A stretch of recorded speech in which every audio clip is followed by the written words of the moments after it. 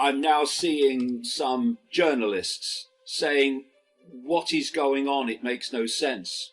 But actually, it makes perfect sense if you've been tracking those behind this for the last 30 years, as I have. They are clearly not acting alone.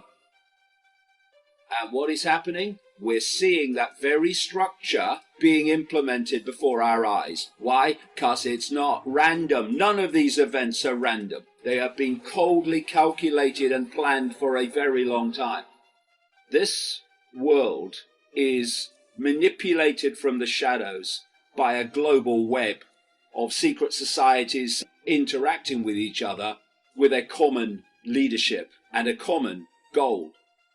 And that goal is the complete subjugation and control 24/7 of the entire global population. And this web, this cult, as I call it, operates like a transnational corporation. It has a headquarters, in its case it's in the shadows, and it has subsidiaries in every country, operate within their sphere of influence, each country. And their job is to impose on their country the centrally dictated global agenda for total human control. So you have the inner circle of the cult at the top of the pyramid. Then you have the military police state imposing the will of the 1%, the cult, upon the rest of the human family all over the world. And that imposition of the tiny few over the very many, it's meant to be imposed control via dependency by the human family upon the 1%.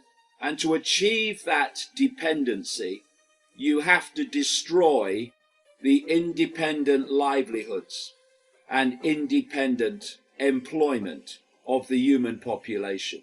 So they become dependent for survival on the cult-controlled governments. But what's the reason for it? Why are they doing what they're doing? It's to create what I call the Hunger Games society, a global control system that operates within a pyramidal structure. At the top, you've got the inner circle of the cult.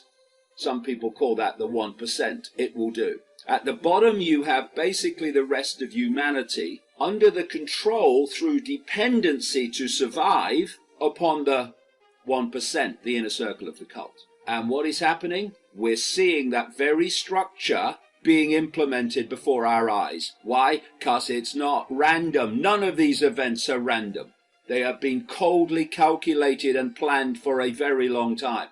If you are going to create a situation where people are in a situation of dependency to survive upon a tiny few people running through countries and states and governments, their number one necessity, foundation, is to destroy the independent livelihoods of the population through independent businesses and independent employment with those businesses.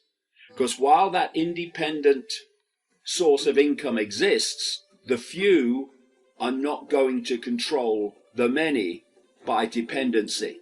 It's to destroy all independent livelihoods and independent employment to make the mass of the world population dependent for survival on the few that control governments.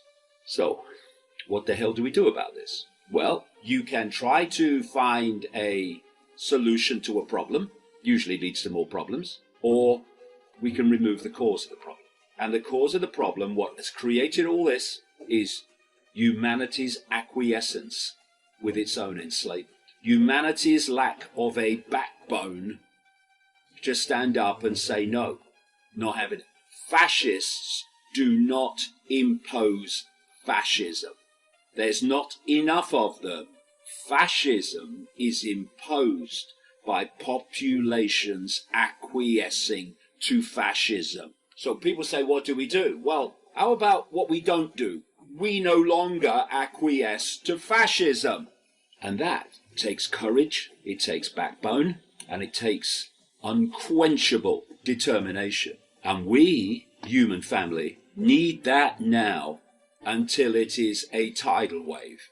There is nothing more important than looking this in the eye and saying, no, not having it. Nothing more important. Oh, what about the kids? Well, okay.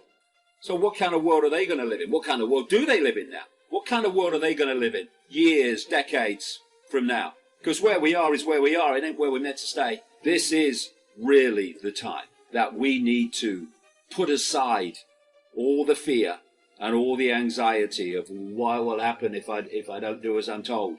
Well, what will happen if you do as you're told?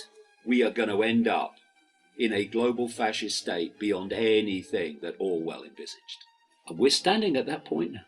How much longer are people going to ignore it, put their head in the sand, hoping the tornado won't get them? Well, the tornado's coming, and your head's still in the sand. If you lifted it and faced it, you might be able to take avoiding action. But one thing's for sure, if you don't, the tornado's going to have you spinning in the sky, no matter how you try to hide from it. This is the point in human history that we stand.